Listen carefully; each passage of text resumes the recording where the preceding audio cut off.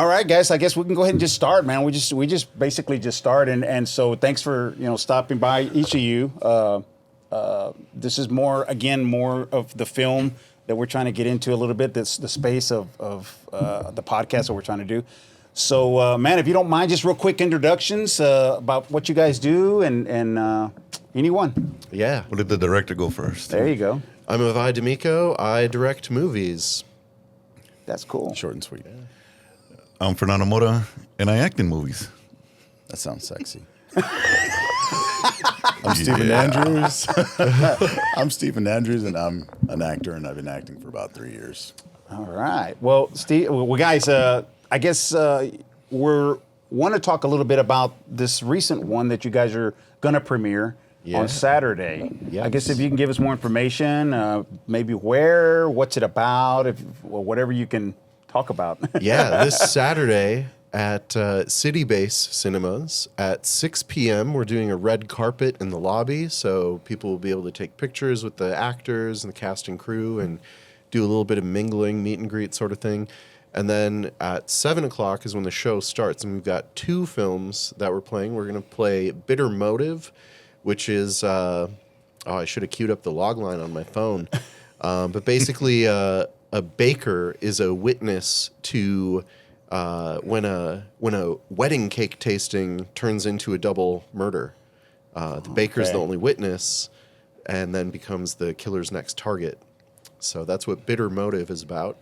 And then Divided Loyalty is about 2 organized crime families on the south side of San Antonio. They kind of forge an uneasy alliance, and then they, of course, have to stab each other in the back. Of course. So are these full featured films, or? So they're each about 33 minutes, and they're actually 2 parts of what will eventually be a 3-part anthology series. And then once we have all 3 parts finished, we'll submit it to streaming online. Ah, okay. I guess if you could educate me, and anybody else who's watching, when does it actually become a full feature, or when is it a short, and when is it a? So the IMDb's definition, I get different information. Yeah. So IMDb's definition is 45 minutes is the cutoff. So if you're under 45, you're a short, and if you're over 45, you're a feature. Oh, okay. But I personally think feature length is 70 minutes or more. 90 minutes in mine. Yeah. Same here. Yeah. Yeah. So I see some movies that are an hour 10 or an hour 15, and I'm like, yeah, okay, this is a movie. But if it's under an hour, I'm like, I don't want to call it's still short. Feature. Yeah. It's still short. It's like an episode of television if it's only an hour. So. Yeah. Now, you guys are acting in both movies, or just the? Just Divided Loyalty. Just Divided Loyalty. Okay. Yeah. Okay. Same here. Yeah, I think Manny is the only actor who's in both. I tried to get, and this is sort of partly marketing and partly just trying to get more experience working with different actors. Okay. But I try to cast largely different actors in each production so I can get to work with different actors, because there's a lot of actors in San Antonio. And then also by premiering the 2 episodes together, I can have the cast of Divided Loyalty and the cast of Bitter Motive both promoting the event. And then hopefully once the series comes out, they'll both be, promoting hey, go watch it on streaming. And especially the actors who are in the 3rd one, which is also a different set of people. Oh, okay.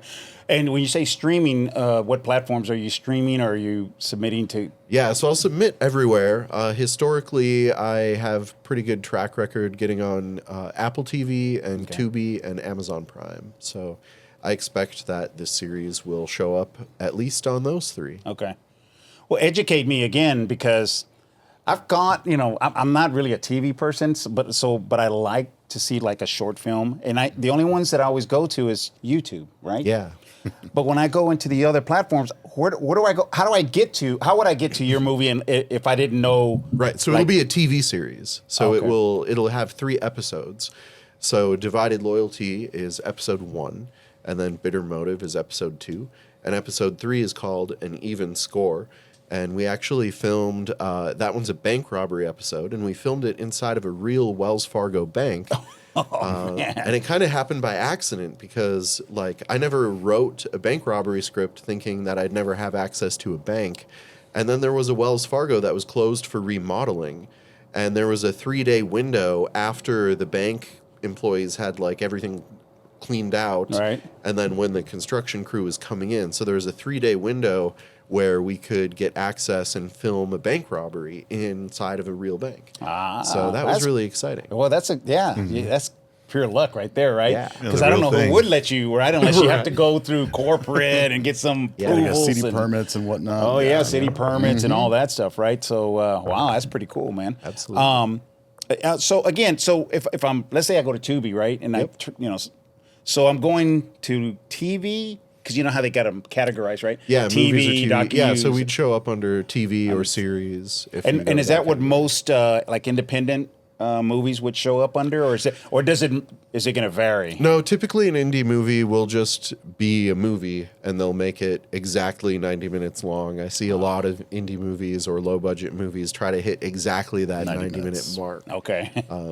And I think a lot of movies that push for that actually, I think they'd work better as a shorter movie. Like, you know, because 10 minutes or 15 or 20 minutes of that might be just padding. And if you cut it down to just 70 minutes of the best material, then it would be more engaging. And a lot of the times when they stretch a story to 90 minutes, it's like, oh, now they're kind of losing me because there's boring parts. A lot of fluffing it up. And then plus you got people like, we're not really, you know, like big Hollywood name actors yet, you know, so it's like the attention span for the audience. We're like, okay, we'll give you about 20 minutes. And if they like it, you know, like, oh, there's 5 more episodes. So Yeah. Exactly. Go ahead and roll on to that. Okay. Exactly. I got you now. All right. You got to hook them in the beginning. Yeah. Make them a reason to continue watching to see what happens. Yeah. So is it a thing actually in San Antonio? Making films? Oh, yeah, actors? Absolutely. Yeah, there's a lot of actors. There's a lot of other filmmakers. There are other filmmakers I know and I've worked with, and there's also filmmakers that I'm just barely aware of. But I know they're in the same city as me and they're making their own films, but I've just never crossed paths with them yet. And there's some up and comers.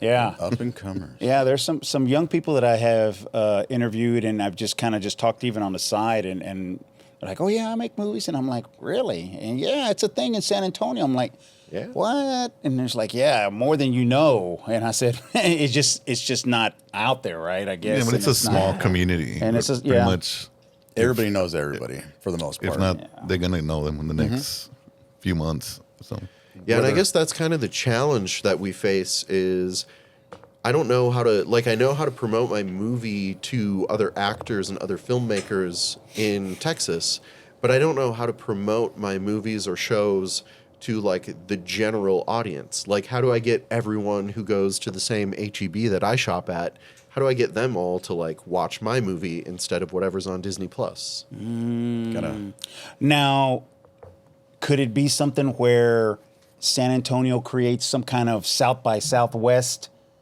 deal here? We have the San Antonio Film Festival. Do you? Okay. Yeah, and every year everybody submits their entries, and then it'll be about a 7-day expo, pretty much. Yeah, I think it's about a week. Yeah, it's about a Okay. week. And see, but me being the public, right? Right. But I don't, nobody I knows don't about hear it. about it. Yeah, I nobody mean, why knows don't about we hear about this stuff, right? Like, why isn't it out there? Or is it media? I mean, you have to pay for it, right? Sometimes you have to pay for marketing, media, and all that to get that out there. But it's just, I don't know.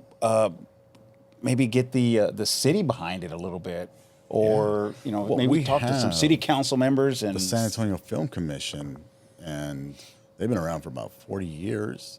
But as far as like showing the masses, I don't know how. But even them, they have a budget, and I don't think it's very big to actually go out there and just blast the city with the information.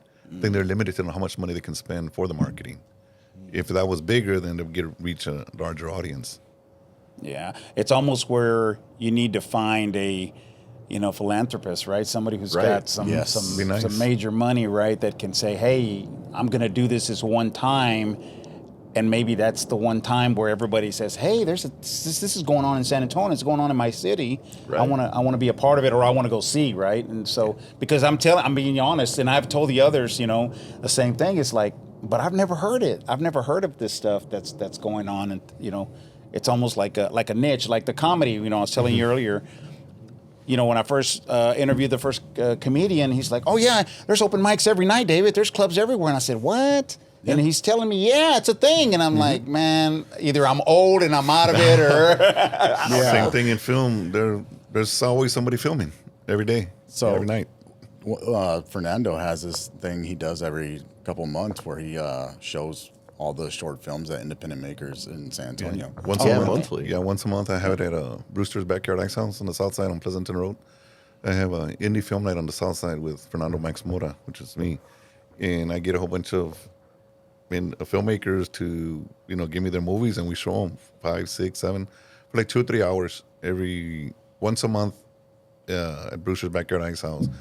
I usually, the dates vary because I got to get with the owner to see when they're not doing something and get a date from him, and then I just schedule it and throw the invitation out to whoever wants to show their films. Give me their films, and we'll put them on the schedule. And it's been, Can people it's follow that starting on? Are you on Instagram? Yeah, I am on Instagram. Can you tell the viewers at home what your Instagram is? My Instagram is MaxLogan71. That's MaxLogan. For you directors out there, reach out to me if you want to have your short film screened at Brewster's Backyard Ice House. I will be getting a date here in about a week or so for the next one.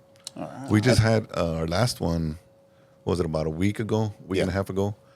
We had over 100 people there. 120. Really? It's been picking up. I was there when you first had it in the summer. Yeah, there was God, that was brutal. 20 people or so something. hot. It was so hot. Now it's cold. We're all showing now it's up. cold. But you just bring a jacket. yeah. Man, So it's like the first time you had it, there was like maybe a handful, 15, 20 people. Yeah, and it's a sweat box. And then towards the end, like this last one we had, it was like about 100 people. And it was like towards the end, it was like, who can tough out the cold? The last person, because we're watching it and we're just shivering because it's an outside venue. Yeah, it's outside. So. I wonder if you could take it a step further where it's interactive, right? Maybe where the people that are there can rate it at that moment after the movie's over, right? 3 questions, Oh yeah, have like an audience choice award or something. You just want to start fights, something, don't you? right? Because and I think even a director would appreciate that, right? Yeah, it's because cool that's to get that's some direct feedback, feedback at that moment, right? Yeah. You have 100 people out there. Maybe let's say 50% of them, decide to get on and do something, right? And actually participate. And you're like, man, I bombed on this one. Why? Or wow, they really like that one. Well, Maybe what is that's- cool about it is there's Q&A after each of the films. So Oh, there is, okay. After a film screens, Okay. then the filmmaker and the actors can get up on the stage and talk to the audience for a couple of minutes before the next film plays. So that's kind of cool to get some feedback and be able to talk to some people. But Yeah. the rating, like an anonymous rating, then you get to know what they really think about it. Exactly. that can go either way. That can either, it can encourage a movie director to do more, or it could say, you know what, I don't want to go show my films there anymore. They don't know what they're doing. Yeah. They don't know. They don't know a good movie Go when back they to see the car, one. their tires are slashed. Yeah. Yeah, that's fair. Exactly. Yeah, I guess you're right. I guess for me, being in a communication type of business, I'm always looking for feedback, information. Hey, how did I do? Was I good? Was I bad? I have to take the criticism, right? How else am I going to get better? Right. And then maybe the ones that do say, hey, I liked it, and here's the reason why I liked it. Maybe it looked realistic, or I like this actor, or I like where you shot it, or maybe just I forgot what they call that when you shoot in a certain way, like Cinematography? There you go, the cinematography of the movie, right? That's what his bread and butter is. Yeah. That So, is. again, it's just me talking out loud. Yeah, that needs to I don't come know. from the public, because your family and friends are going to tell you that you were the best one in there, and everything's perfect. Yeah. So when it comes from other directors or the public, that's the opinion you want, not your friends. Yeah. They're gonna lie to you. You know, even though you bombed it, they're gonna say, "Oh, you were great." I mean, I don't know. It's kind of like a double-edged sword with that question because egos and all that stuff. So it's like they're saying like, yeah, you kind of sucked, but you didn't suck. They're trying to bring you down a Bring notch. it down some. To me, again, if you're going to be a singer or you're going to be an artist or you're going to do something, man, you want that feedback. Absolutely. You want You it. need I it mean, I to even grow. want it on a podcast. I tell people, like, man, if I suck or if it don't look good or the audio's not right or whatever, man, tell me so we can make it better. Otherwise, I'm thinking, hey, we're doing all right, because Yeah. you're not telling me anything. So I'd rather hear everything. And I'm just thinking, like, if for something like that, some kind of interactive where people can get on their phones now and just, yeah, that was badass. I like that. Hey, I really like that actress. What's her name? And, stuff like that. So just an idea. But I mean, the beauty about Fernando Mora's Brewster's Backyard Cinema, that's catchy right there. There it is. Right down. Is it's evolving. So the longer it sticks around, I'm sure he's going to come up with like great ideas. Yeah.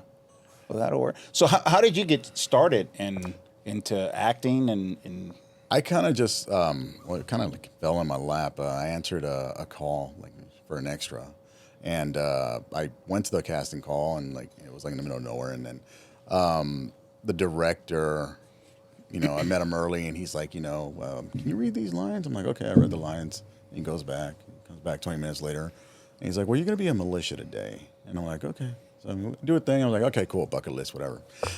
I get a call about a month later from the director, and he's like, hey, I had a dream about you. I'm like, hey, how about you buy me dinner first? How was I? I was like, buy me dinner first.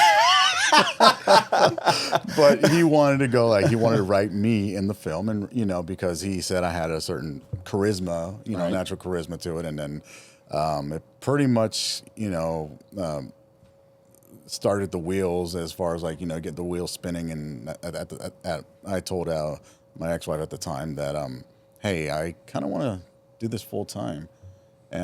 Maybe I should, invest in actual training and everything. And, Right. So that's what I did. I started going to acting school for about 2 years, and then pretty much I've just been blessed by just getting a lot of work. okay. Yeah. That's cool, man. Fernando? Almost the same thing. Like I told you, I had a boxing podcast. Right. And we had one of the directors as one of our guests saying that he was doing a movie and he needed extras. So me and my buddy at the time, named Roger Gomez, he says, you want to be an extra in a movie? I'm like, let's do it. Again, like you said, bucket list. I was in a movie. Yeah. So we went, and this is a funny story because you've heard of someone dying twice in a movie. I died twice in the same scene. It's funny because it was a cartel movie. At the end of the cartel movies, the good guy goes into the cartel castle or stores and bam, bam, bam, bam, kills Right. about 10 or 15 dudes just to get to the main guy. Okay. So I was the first one that got killed when he first broke into the warehouse. So you don't see my face. I get shot and I fall down. Right? So we finished that scene, and then there was another scene where the main character fights like the bodyguard of the cartel guy. So he says, I need somebody, to play that guy. So everybody was looking, and I was the biggest one there, all full of tattoos and stuff. So it literally felt like everybody took a step back. So like me, That classic scene. Everybody like, who wants to volunteer? Everybody takes a step back. and it looks like I wanted to. So I'm like, yeah, I'll do it. So took off my shirt, and the character he speared me. Yeah. And the funny thing is, I think I was 53 at that time, and he did it like 4 times. Yeah. I was like, this is the last one, bro. Because there was no mats on the floor or anything. It was just, Ouch. Oh, yeah. man. And he literally, dove and hit me and speared. I fell on my back. Shit. And Who was it? Let's go get him. Oh my God. So yeah, then I did that, and then after that, like Steven started getting calls. Like, hey, I have this movie. It's funny because in the beginning, like the first five or 6 movies I did, I died right off the bat. And then I felt like there was a running joke going, "Hey, Fernando's here. Should we kill him already?" you know. Until little by little, I started getting more and more. And then with Avai, he approached me with some. What was that one? A doctor. I did a doctor with you, and then I did. Oh, you were a detective in a crime documentary too. Yes, and then I was a psychologist or something. Oh yeah. Yeah, and then eventually he gave me a lead role, you know, which was Divided Loyalty. Okay. I've only been doing this just over a year and a half. Okay. You know, I started, well, actually in April will be 2 years. So, and I've been a part of 33 projects with 6 lead roles in it so far. Wow. Yeah. And that sort of span. Yeah. And not only that, I've actually written and directed my own short film, Oh, okay. Los Dos Hermanos, which I'm going to Laredo Thursday to go show it in Laredo. And I filmed in Fort Lauderdale, Florida, and I filmed in Robert Rodriguez Studios in Austin. Oh, okay. Yeah. It just kind of just came like just fast happened. paced. Yeah. And like, Now this is your first one? This is your actual first film that you which one? short film, the one that you just mentioned right now? The one that I wrote and directed. Yeah, that's my first Los one. Hermanos, yeah. That's why I joked around and said, and there's aspiring directors out there, up and coming directors. Yeah. Yeah, no, but I already wrote 2 other stories. Oh, you did? Okay. So, yeah, that'll come later on this year. Now, Vi, when you direct them, so when you're doing the directing, do you write? Are you also are these movies that you wrote and that you're putting out, or are these Both. I used to. Well, I wrote long before I could afford to access a camera, but I didn't make any movies out of what I was writing. That was like separate. So I would find scripts, or I would befriend screenwriters, and then they would write a script, and then I would film their script. And I did that for a while, but it's always like there's always, I don't know, sometimes it's ego, or sometimes it's like just being too close to the project or something. But like if someone writes a scene where they have to escape from the rooftop on a helicopter, but we're making this in San Antonio with no money, I don't have a helicopter. How about you just jump off the roof? Right. So we have to And run. change. We have to Jump a change fence. pieces of the story to make it actually something we can really film and make it look realistic. Because if I take a toy helicopter on a fishing line and try to use forced perspective, I don't think I could sell it. Yeah. So people would be able to tell that I was Yeah. faking it. Yeah, So, yeah. and I don't want to do stuff that looks fake. I want to like do it for real. So Are you particular of what you're shooting as far as dramas? Have you I ever like did- everything, really. I've done rom-coms, and I would shoot more rom-coms, except it's hard to get people to watch them. So I realized if I wanted people to watch my movies, more people have to get killed in them, and then people will want to watch them. So we've been doing that lately. It's Funny how that works. Lots of murder mysteries, some action. You need to present the rom-coms to like little divorce, groups and stuff that hang around together. Yeah. Divorcee Anonymous. Yeah. The support group, divorce support group, women. Right. They'll watch the What would rom-com. you say is the hardest to shoot? Direct, shoot. Man. I think Action, huh? action it's different. It's the most different probably because it's not just 2 people standing there and then they say the words. When there's fight choreography, you have to have a lot more coverage and you have to really shoot it a particular way so the editor is able to stitch all the punches together pretty seamlessly. So there's just a lot more planning involved when you're doing a lot of fight choreography. So that's different.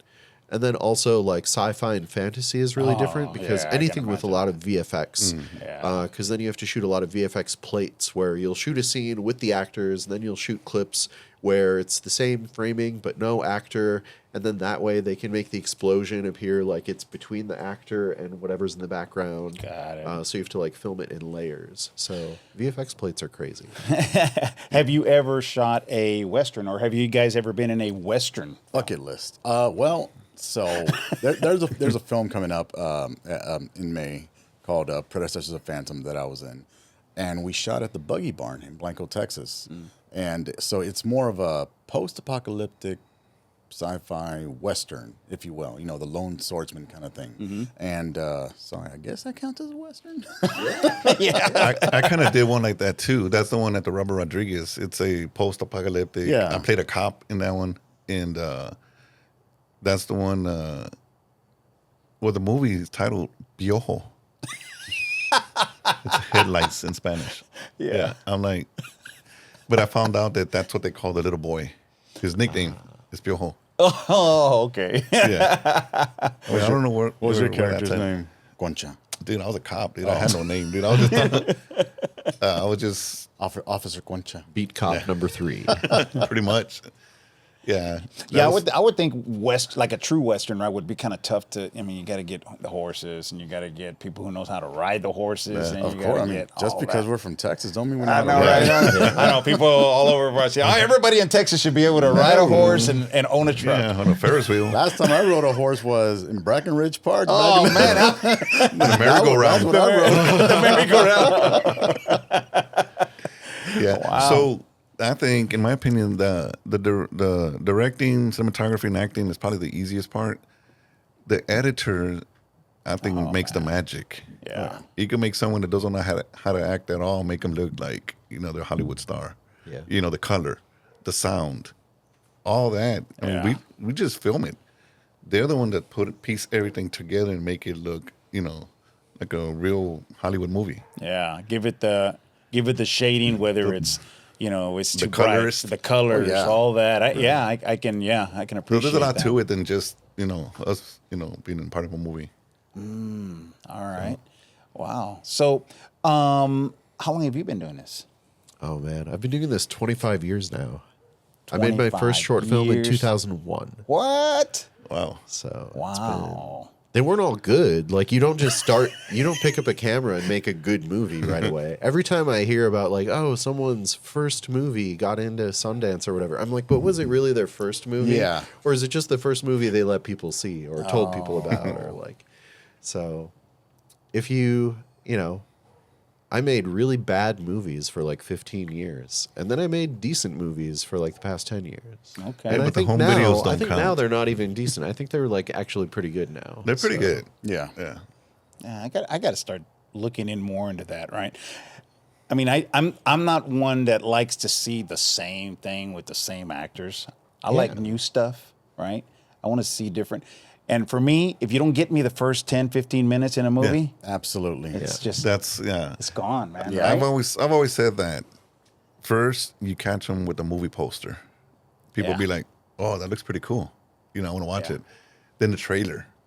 You know, oh God, I gotta see this movie. Yes. Then you watch the movie. You gotta get them in the beginning. You got to get them in the beginning. and then they'll stick and watch. But if it starts off a lot of monologue, a lot of talking in the beginning, chances are you may lose them the first. Yeah. So with 5 Divided Loyalty, we actually, well, with all of our movies, editing, post-production has been the part that takes the longest. Like you plan the movie, and the more planning you do up front, the more you're setting yourself up for success and smooth sailing as you go through production and post-production.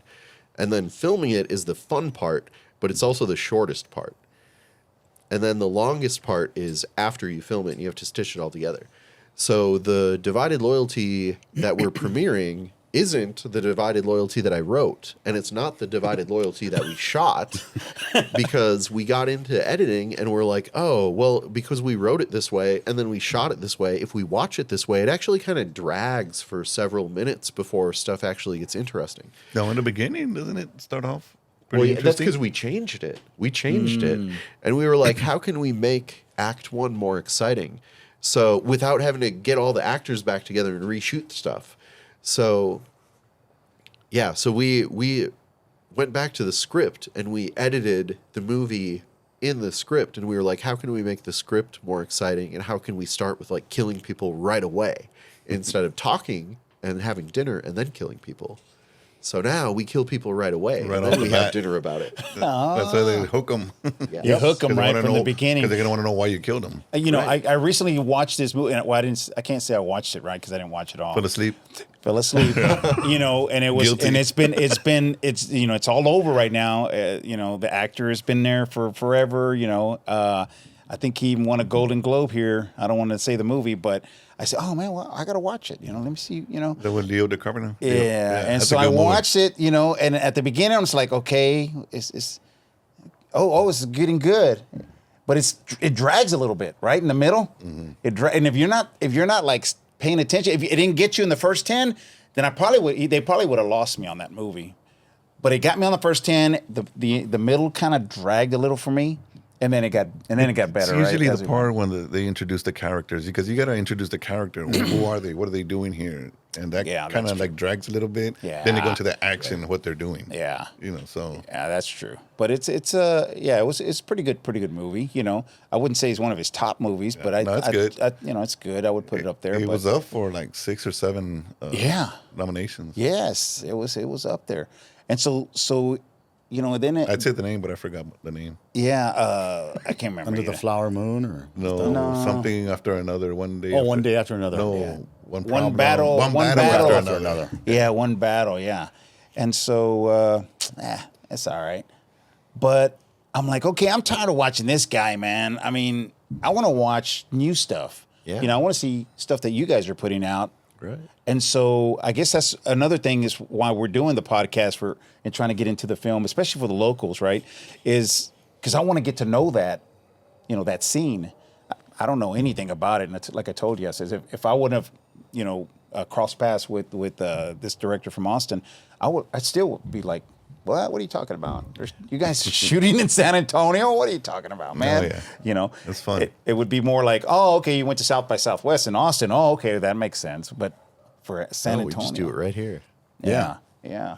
So let's talk a little bit more about this festival. I'd like to know, and are you going to put the film in different festivals out there? So I try to target just specifically local festivals, because otherwise festivals get really expensive really fast, because there's always a submission fee. Oh, yeah. And then if you get into the festival, you have to show up. So then there's travel. And depending on how the further away it is, the more expensive the travel is going to be. And so I used to try to hit like a really wide net and try to get into as many festivals as possible. But then I was like, man, I can't afford to do this anymore. Yeah. So with the last 2 movies, we didn't even do festivals. We just went straight to streaming. What does putting your film out in film festivals do for the filmmaker? Like what value are they get? What value do they bring? Recognition, definitely. Yeah. So I put my movie into I think like 10 of them, but the lower one, the $20, the $30 ones. I spent like $400 or $500 just on film festivals. And in my opinion, if you got 2 movies, 2 short films you're going to watch, one of them has the laurels on there, best director, best this, or nominated for this, and the other one doesn't have anything. Yep. You'll be like, I want to win this. I want to watch this one because it's an award-winning film. Right. Correct. And that's going to make me want to watch that one versus the other one. Right. And that's my opinion. Yeah, that's true. So Yeah, then more people would, that then has more people caught would watch it. That has caught me before. Yeah, when you That's see, like, It's won kind of like some the award. resume, It's a resume. You You're see all watching. those things. You're like, oh, okay, Yeah. what's this Okay, all let's about? check this Oh, one this out. one won right? this one, is nominated this, won this. Yeah, I want to watch that one Yeah. versus the other one. Have you ever had that situation happen in any of your where you submitted and you've maybe won best actor or best film or in any of the festivals that you've put out? Or that you went out Yeah, and it's put your films actually I've won a couple times, and it's really exciting when you get award laurels on your film. Oh, yeah. Because it's like, wow, someone who I don't even know thought my film was better than someone else's film. Like, that's crazy. Yeah. And because at first, like you said, making home movies or something, like, when do you really know? There's a lot of imposter syndrome where it's like, well, I was just doing this with my friends, and now we're on Apple TV. Like, what happened here? It's funny how that works. Yeah. I know somebody on this table that won best actor. Yeah, Avai. Oh, me. Well, it's funny. So that piece, actually, that's me and Avai. We were on it together. He did the cinematography, and it's won quite a few awards. That's Still making the circuit. with Robert Cantu. but the movie was called Toxic Abuse. Toxic Abuse. Yeah. And I mean, that was a real powerful film. You know, the Yeah, trailer alone. that scene, yeah. Yeah, it just grabs everybody. Yeah. And but I mean, it's funny when the director called me. I was in bed with COVID. I had really bad COVID. It was the first time I caught it in the 5 years it's been around. And he's like, "Oh, you won Best Actor." I'm like, "Great." And I'm all like, "He did that just to make me feel better." Right. But I was just surprised. I'm like, "Oh, okay." And it's good to like receive those type of awards. It's saying like, "Hey, you are doing a good job." Yeah. You know, it's kind of like It's like adding validation. fuel to the fire and wanting to do more. Exactly. And it gives you that validation. Like, okay, what you're doing is doing good. Don't mess it up. Yeah. But Yeah, my movie won Best Poster, and I won Best Director on one of the film festivals also for the Los Hermanos, my first one.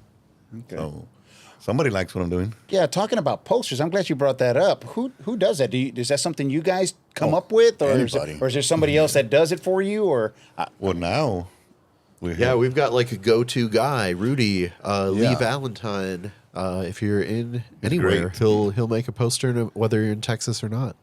whether it's for a concert or party, movie, whatever. okay. He's very talented, so we use him for our movie posters. Now is he here? Is he a local guy? Or Yeah, he local. lives in San Antonio. He's, Oh, okay. he's the one that. So when I won the award, they asked me what name to put on there, and I said put Rudy Lee Valentine for best poster. Give him the flowers. Give him, my movie won it. I mean, I just gave him the idea. I took the picture what I wanted, and he just made it, awesome. Artistic. Brainstorm. So I said, here, I'll put your name on there. It's best movie poster, Rudy Lee Valentine. I said, look, now you can say you're an award-winning, what do you call them? Award-winning graphic designer. Graphic designer. Graphic designer, yes. Award-winning graphic designer. So now he puts it on his resume, award-winning graphic designer. Okay. Yeah, I was wondering about that. Like, who does that, or if it's the Graphic people- designers. Yeah. Yep. graphic designers. Now, do they watch your movie before they do it, or is that something you just say, "Hey, I want it to look like this"? Pretty much. No, you got to have it You before. just stick figures and all You that. got to have like the idea already in that head, and you give them basically the idea, the template, and they're like, "Oh, okay." Maybe they'll put their little twist, or maybe they'll just do exactly what you wanted. Okay. But everybody's different. And that has to come out before the movie because Yeah. how Right. you want to hook Yeah, a people lot of to go watch it. productions will use a poster and even a concept trailer as a means of like fundraising Yes. to get the capital to make the whole movie. Proof and of then after concept, the movie's done, they'll make the real poster. And then after the movie's finished and with a distributor, the distributor will make their own poster if they think it's more likely to get clicks. So a lot of movies end up going, through, they might have 3 different official Something posters. totally different than the beginning. Ah, really? So Okay. That's one of the good to know. films I'm in that's going to be coming out later on. It's called The Unexpected Light, and the director he's very much the old blood in blood out American Me, maybe that loca, My Family. He always liked those posters. So I was bored one day. And, I'm probably going to catch flack for using AI, but I decided to get all those together. And I asked, you know what? I want it like this and make it, I get the whole details and everything. And it came out, I'm like, holy crap. So I gave him the concept or the idea of like, hey, what do you think of this for the poster? And he's like, oh, wow, that looks great. That's exactly what I wanted. And sure enough, now we're taking the photos for that, and then we're going to take it to a graphic designer to use the actual actors for the actual poster. For the poster. Yeah. Right. So you designed the poster, huh? I guess. No, I mean, I don't want to say I designed it. I just told the robot to do it. Yeah, AI is crazy. I mean, I use it. Actually, I use it a lot now. Which, I mean, I'm about to turn 60. I would have never thought some of the stuff that I'm doing is. It's crazy. Yeah. I mean. Yeah, I have no idea what it'll be like 5 years from now. No. I can't even imagine. Right? So when I hear AI, I think of Allen Iverson. Exactly. That's AI for me. Is that a friend of Yeah. yours? It's Basketball player. Hey, it's a basketball player. I used to call him AI. That's true. Which then I guess takes me into, so what happens to filmmaking now? I mean, they I think I saw on, I don't remember what channel I saw where there's a movie that's out there, which has this lady actor that people are like, That she's you know what I'm AI? talking about? And she's AI. And she's AI, You know what I'm yes. talking about? Yeah, I Yes, saw I do. headlines about that. Yeah, and they're gonna, Because the AI is now seeking representation, yes, which That's I so don't, crazy. I don't understand. Yeah, what would the guild represent? But it's literally like, I mean, you're basically going up against the perfect actor. You know, you want her to be a certain thing. Well, guess what? She's going to be that thing Yeah. because she's AI. yeah. They were doing this, this report, right? And the director, this lady director, is like, hey, so where do you shoot? And she goes, here, let me take you. And they go up, to a building, and then she walks into a room, and I don't know, there was probably about 12, 15 people behind computers, and says, okay, this is where it's shot. Tilly Norwood, that's her name. That's the one. Yeah. That's AI. She She's goes, this is where AI. it's shot. This is where it's edited. This is where it's all, we don't go anywhere. Everything's done right here. It was, Well, that's her. Yes. she looks like your friend. What's her name? Rhea Riley? St. John. Oh yeah, I can see that. But she is a machine. Yeah, crazy. it's a A machine. machine. It's- Not us. We're yeah, all over the city. You know, Oh, we're at grinding. warehouses, at restaurants, at barbershops. at- So do you think that people will still be able to tell, oh, that's AI, or oh, that was shot by a real? I think it's already at the point where it's pretty hard to tell the Yes, it difference is. sometimes. Oh, yeah. But I think I mean, people got I guess I've heard, I'm not that old, so I wasn't there firsthand. But when the TV got invented and people were, oh, it's gonna kill movies. People still make movies. Oh, of It's course. just a different experience. Yeah. And What even before AI, there's people doing virtual productions. Yeah. Like Zach does all those Superman All and whatever. green screen, and yeah. Green screen. And I don't do green screen at all. I go there, I go to a real place and I have the actor actually be there. And if the sun's not in the right spot, I wait for the sun to move. Or I'll add my own light and close the window to make it look like the sun's coming from somewhere else. But for me, the cinematography and the lighting is what's most fun. So that's the part that I like doing. So I'm always going to find the people who are actors who want to physically go to a place and act, and I will light them and film them. Yeah, I mean, and when I was growing up and I'd go see a film or go see a movie, the one thing that captured me, and I guess it captured a lot of other people, right? Because some of the big hits there, like E.T. or these, right? A lot of Spielberg movies back in the 80s, right? Was that it was real, and you knew it was real, right? They You're sitting make there. miniatures, yeah. Yeah, and then but now knowing that something like that is coming down the road, I just don't know. Will this our fading generation and the ones right behind us eventually say, well, no, it's just going to have to be AI now, and there's not going to be a director, there's not going to be an actor, there's not going to be waiting for the sun to get there. I can just move it right here. Watch. Move the sun. So I mean, I don't think we're there yet when it comes to the whole AI, aspect, because you still cannot take away. You can come close, but you cannot take away the human emotion. The Yeah. emotion. But they're real close, They're and close, that's the right? scary part. But for now, I think we're okay. For now. And here's a crazy question: have you ever thought of doing a cartoon? Yeah, I actually have cartoons on my YouTube channel. There you go. That's funny. Yeah, animation is really hard. I tried to experiment with it, and I found that I liked the drawing part, but I didn't like how tedious it was to make the drawings move. Oh, so I would rather just point a camera at someone and hit a red button. Can you It's a imagine? lot simpler, yeah. Yeah. Can you imagine the Disney folks doing this back in the day, right? Where they're Oh, yeah, drawing frame by and frame. frame Yes, by frame. frame. Yes. Are you kidding me? Yeah. That's, I mean, Tedious. that's tedious, talent, everything, right? All rolled into one. That is, and so, but yeah, I've always been intrigued by people's like, yeah, you're making films, but would you ever consider doing that, or have you ever done that? Made a cartoon or an animation or something like that. And do you think that maybe that could be a possibility, given that AI is kind of in play now, right? Animation can be there, so you can bring in the human emotion because you're gonna have a voice, right? Somebody talking into it. So voiceover. Oh yeah, I see what you're saying. could that be the give and take, right, from AI to reality? Yeah, AI animation with human voice acting. I'm sure someone's already done it. Yeah. But then again, AI could make human voices. Yeah. Yeah. Some of that's the scary the part. music, right? Some of Yeah, the music that's being exactly. made on That AI. is scary. Every time you make the little like, okay, I want I a just power hope- ballad of a horse riding through the sunset, and then you get the exact same thing. You're like, wow. With my voice, and Yeah. they put your voice on there. Yeah.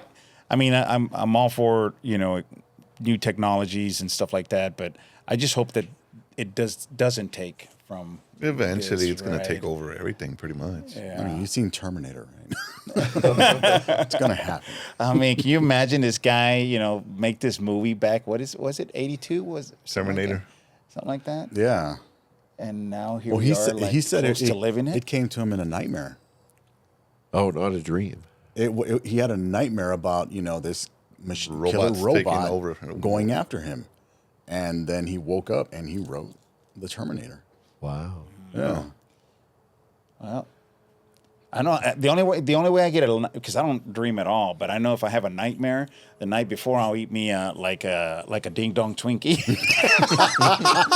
All that sugar. Your Yeah. head is going 100 miles an hour while you're Yeah. asleep, Oh, and it's probably where. Yeah, exactly.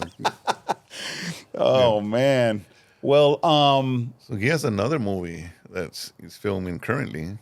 Yes. Features. Yeah. Yeah, I've made full-length movies in other states, but I haven't made a full-length movie in Texas until right now. Right now. could you give us some Yeah. information? Yeah, on it? it's called Better Ways to Die, and it's basically these two kind of bumbling, hapless roommates who are both down on their luck decide. Well, they make a lot of bad decisions. It's a comedy.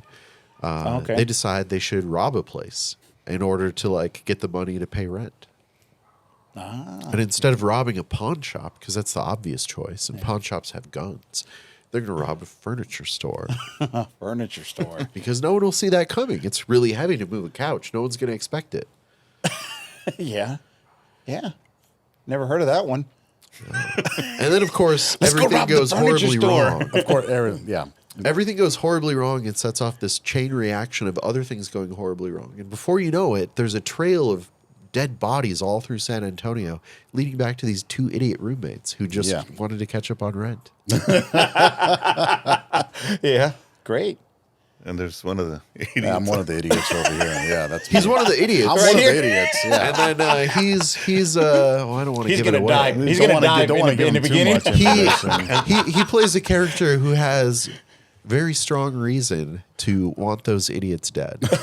There you go. So you'll just have to find out. It's kind of like the whole idiot savant, stereotype. It's just there's no way in hell they're doing this intentionally. It's just bump idiotness after idiotness. And it's just a domino effect, and you're like, how are they doing this?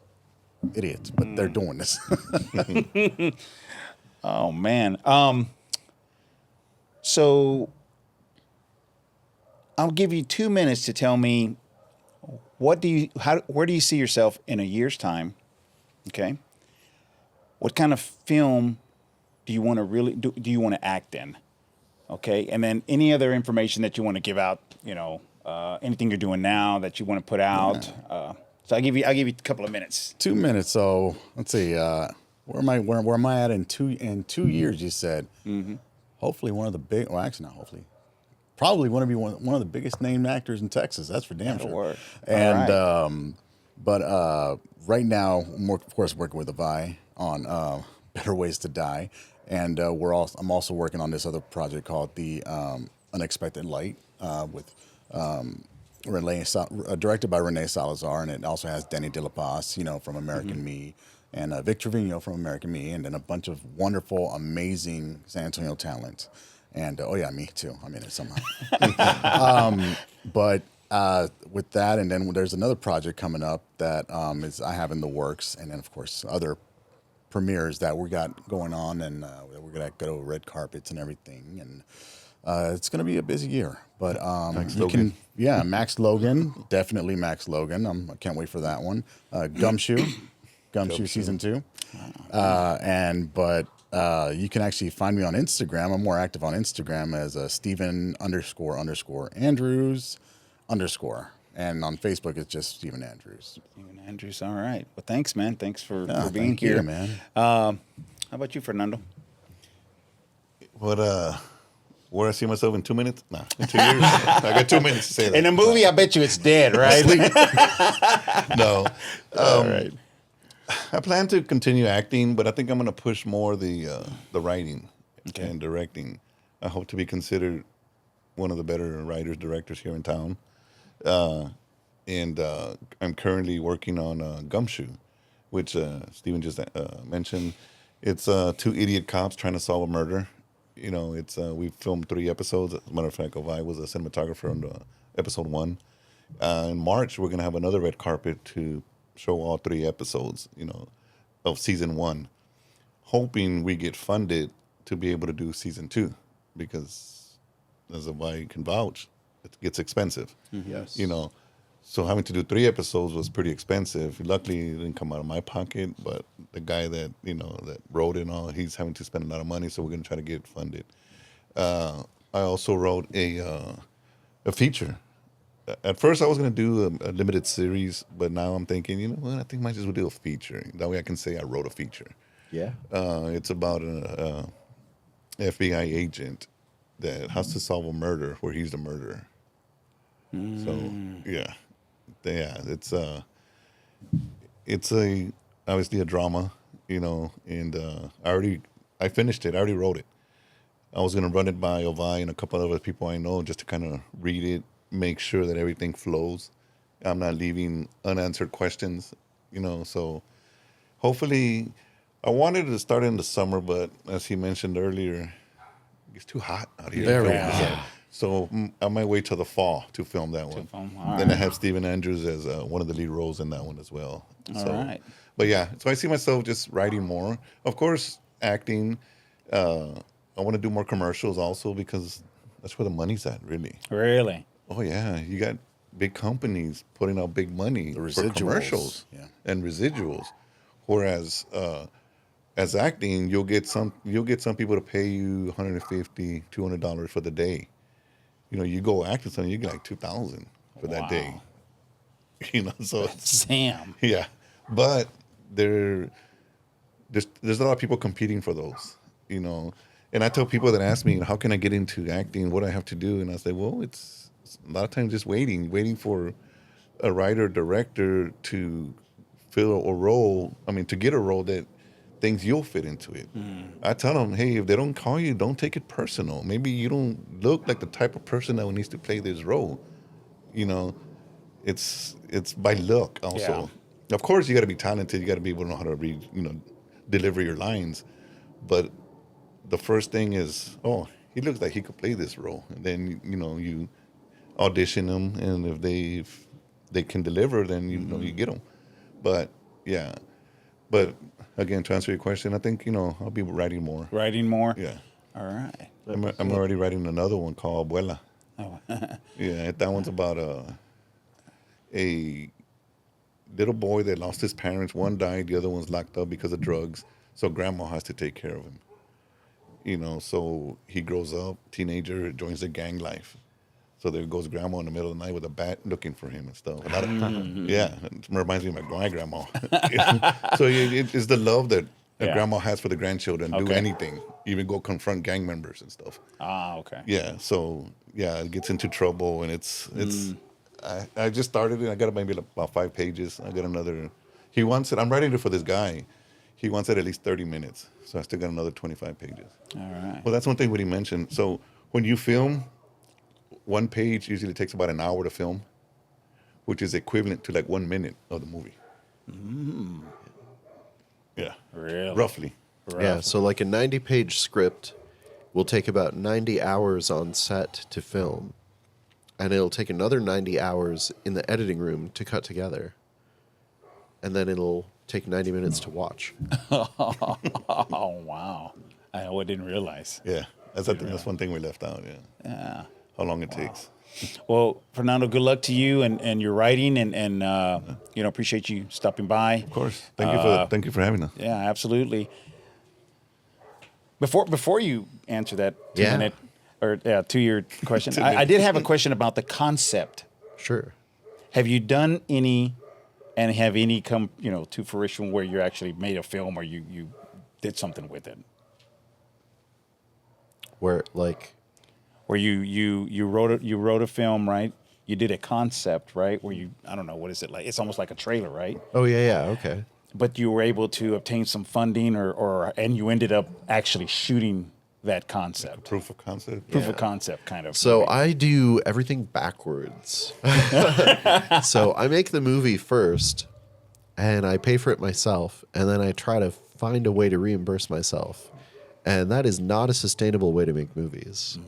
So I don't recommend it. However, you do get the movie done that way. You just done. also then are like, okay, cool. When do I break even? When do I get that money back that I invested into this? Right. So if there's any investors out there, Definitely. Yes. if you'd like to take a turn paying for the movie first, I'll make it really fast. But you want them to take you to dinner first. I'm like, Yes. take them to dinner.